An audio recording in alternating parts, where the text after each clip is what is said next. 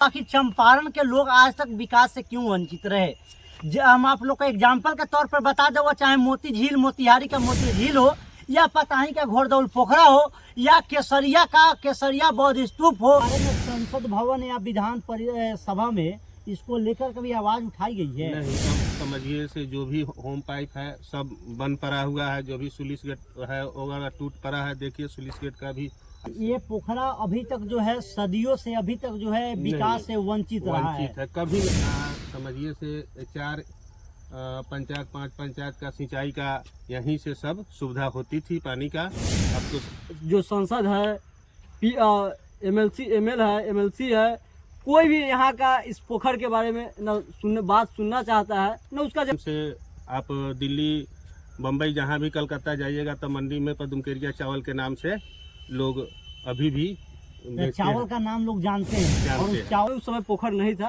तो यहाँ पे जड़ी बूटी मिला था, जिससे राजा शिवसा को तबीयत ठीक हो गया। नमस्कार, अभी मेरी मौजूदगी पूर्वी चंपारण जिले के पदुमकेर के घोड़दौल पोखरा पे है और हमारे पीछे देख सकते हैं ये यहाँ पे पोखरा बोलिए, तालाब बोलिए, आप जो भी बोल सकते हैं आप बोल लीजिए।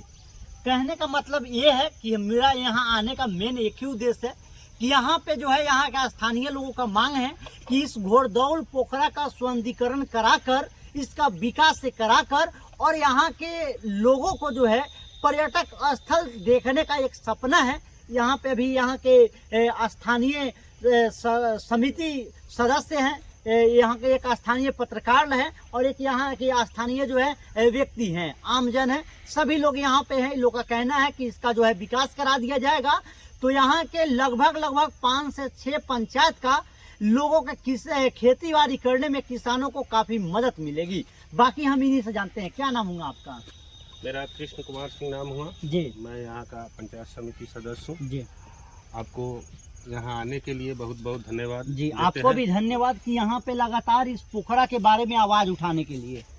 हमारे पदुमकेर पंचायत में या अगल बगल पंचायत जो भी है, यहाँ लगभग 200-300 घर मछुआरा का भी है और इस पोखर का सुंदरीकरण अगर हो जाए तो मछुआरा का भी पालन पोषण सही से होगा और सरकार की रिवनिंग भी सही समय पर जाएगी।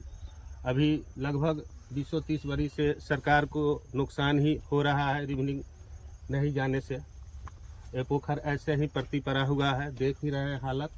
अच्छा, इसका कुछ इतिहास है क्या? पूर्व इतिहास इसका? पूर्व इतिहास यही है से यहाँ हम लोगों के बहुत ही पहले लगभग हमें तो याद नहीं है, बाबा दादा लोग कहते थे से राजा सेवई सिंह थे तो जो जग किए थे तो वहीं जग जो संपन्न हो गया तो वहाँ ही पदुमकेरिया चावल भी उपज वहीं होता था जग के बाद ही। इसके नाम से आप दिल्ली, बम्बई, जहाँ भी कलकत्ता जाइएगा तो मंडी में पदुमकेरिया चावल के नाम से लोग अभी भी चावल का नाम लोग जानते हैं और उस चावल को जो है बाहर में बेचा जाता है, प्रदेशों में बेचा जाता है। लेकिन बाढ़ के कारण अभी थोड़ा वो स्वाद नहीं है उस जगह का, पहले था। और वहीं जग संपन्न होने के बाद राजा सेवई सिंह का घोड़ा एक बार में एक चबकी मारने के बाद जितना दूर दौड़ा था वो पोखर खुदवाए थे। यही इसका अथी है। पहले तो इतना समझिए से 4 पंचायत 5 पंचायत का सिंचाई का यहीं से सब सुविधा होती थी पानी का। अब तो सब समझिए से जो भी होम पाइप है सब बंद पड़ा हुआ है, जो भी स्लूइस गेट है वगैरह टूट पड़ा है। देखिए स्लूइस गेट का भी आप सामने है, इसका भी वही जर्जर स्थिति है। यानी पोखरा जो है विकास से वंचित अभी तक है, वंचित है। हम लोग लगभग आज 3 साल हमें प्रतिनिधि बने हुए हो गया। लगभग हम 6-7 बार टीवी के माध्यम से या पेपर के माध्यम से आवाज़ हम हर एक साल समझिए साल में 2 या 3 बार हम उठाते हैं, लेकिन अभी तक कोई प्रशासन यहाँ आकर इसका कोई कलित राशि या बनाया या कोई टेंडर वगैरह नहीं अभी तक हुआ है, ना कोई सर सफाई। अभी सरकार की योजना चल रही है मनरेगा भी, तो उनसे भी पंचायत को अगर नहीं बड़े पैमाने पर काम कराएंगे तो पंचायत को ही डोनेट किया जाए, से उससे ही अपना धीरे धीरे सफाई जनप्रतिनिधि या पंचायत का ही करावे।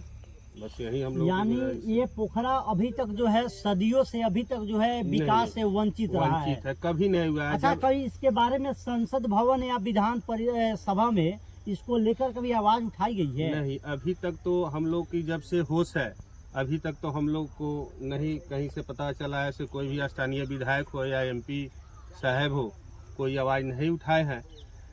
लेकिन हम लोग 2-3 महीना पहले माननीय लवली जी से कहे थे, तो वो हम लोगों को विश्वास दिलाए से जरूर इस 1 साल का समय दीजिए, हम इसका सुंदरीकरण कराएंगे। धन्यवाद आपको।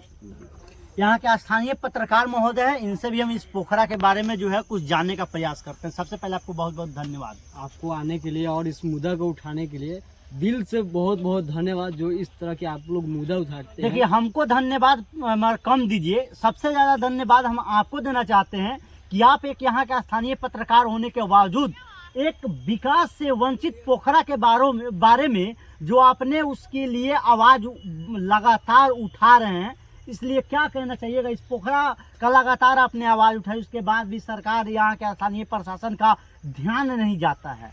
देखिए, सबसे पहले तो आपको दर्शक के नमस्कार एवं प्रणाम। जैसे कि हमने इसका खबर को लेकर हम कई बार लगातार अखबारों के माध्यम से, टीवियों के माध्यम से, और अपने जहाँ तक क्षमता है कलम में वहाँ तक हम लोग अपने खुद से लिखते हैं।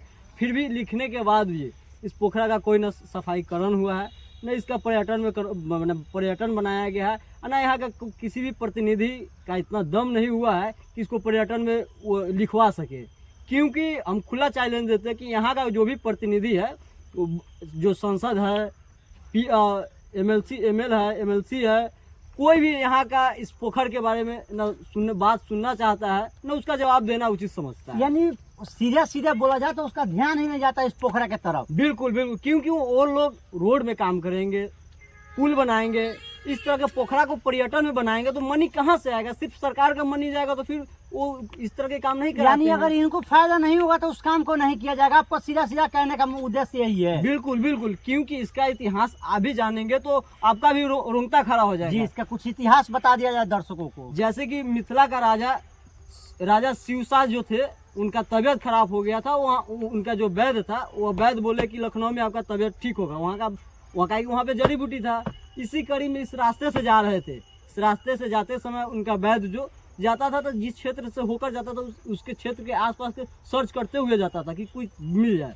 जिस कड़ी में यहाँ पे इस पोखर के बगल में, उस समय पोखर नहीं था, तो यहाँ पे जड़ी बूटी मिला था, जिससे राजा शिवसा को तबीयत ठीक हो गया। मिथिला के जो राजा थे, जड़ी बूटी खाने से तबीयत ठीक हो गया। जब तबीयत ठीक हो गया तो राजा का कहना था कि अब मेरा जब तबीयत ठीक हो गया है तो यहाँ पे एक बड़ा सा यज्ञ होना चाहिए, जिससे कई 100 कुंटल का घी का यज्ञ हुआ था, जिसमें उस घी के मात्रा से एक पदुमकेरिया चावल, आप शायद सुने होंगे जरूर। जी, जो यही से पदुमकेर का ही है, जो यही से उस समय चावल हुआ करता था, घी के मात्रा चावल में हुआ करता था, जिसे विश्व में भी प्रसिद्ध है। उसी के साथ यज्ञ होने के बाद राजा साहब बोले कि एकदम चबकी मारेंगे घोड़ा को, घोड़ा जितना किलोमीटर दौड़ेगा उतना बड़ा हम पोखरा खनवाएंगे। तो एकदम मारे तो 2 किलोमीटर के लंबा साइज में, यानी 2 किलोमीटर दौड़ गया घोड़ा एक चाबुक से। हाँ, तो उसके बाद निर्णय हुआ कि पोखरा खनाया जाए। तो 1413 ईस्वी में पोखरा का खनाई शुरू हुआ, खुदाई शुरू हुआ, जो 1416 ईस्वी में पोखरा का फाइनल खनाई हो गया। यानी कंटिन्यू 2 साल लगातार उसका खनन हुआ। बिल्कुल पूरा 2 साल लगा, जिसके बाद से इसका उस समय अच्छा खासा इसका जो सफाईकरण था, एकदम सरकार का भी इस पर ध्यान था। जिसके बाद कुछ वर्षों बीतते गया, जिसके बाद ना इस पे प्रशासनिक कोई ध्यान हुआ, ना कोई प्रतिनिधि का ध्यान हुआ, जिसके कारण आप देख सकते हैं कि किस तरह से खंडर हो गया है। आज ये पोखरा जो है विकास से अभी तक वंचित रहा, और इस पोखरा का भी मांग है कि मुझे भी सौंदर्यीकरण करके और इसको पर्यटक स्थल बनाया जाए। बिल्कुल, क्योंकि यहाँ के ना प्रतिनिधि ना अधिकारी इस पे ध्यान दे तो यह मोतिहारी में सबसे फेमस हो जाएगा। क्योंकि यह पतराही प्रखंड का सबसे बड़ा धरोहर घोड़दौल पोखरा है, जो पदुमकेर में स्थित है। ये तो चंपारण का भी एक धरोहर है। बिल्कुल बिल्कुल, पताही का जब हो सकता है, प्रखंड का मेन धरोहर है, जिससे इस पोखर से इस आसपास के जो 2-3 पंचायत है, उसका जो सिंचाई का है, इससे पानी का मात्रा मिलता है, नमी मिलता है, जिससे किसान अच्छे से धान एवं गेहूं उपजा पाते हैं। चलिए, आवाज उठाने के लिए आपको बहुत बहुत धन्यवाद। धन्यवाद आपको। मुझे पता नहीं चल पाता है कि भाई साहब आखिर चंपारण के लोग आज तक विकास से क्यों वंचित रहे। हम आप लोग को एग्जाम्पल के तौर पर बता दो, चाहे मोती झील, मोतिहारी का मोती झील हो, या पताही का घोड़दौल पोखरा हो, या केसरिया बौद्ध स्तूप हो, या केसरिया का केसरनाथ मंदिर हो, अगर चंपारण का कोई भी धरोहर हो, उस पर यहाँ के जो प्रशासन है या बिहार सरकार, उनका नजर नहीं जाता है। पता ना चंपारण बिहार में आती है या नहीं आती है, अब वो जो है यहाँ के मुख्यमंत्री साहब ही बता पाएंगे। फिलहाल अभी आप देख रहे थे घोड़दौल पोखरा पदुमकेर से GM खबर के लिए सुधांशु सिंह की ये रिपोर्ट। मिलते हैं आगे, तब तक के लिए जय हिंद, जय बिहार।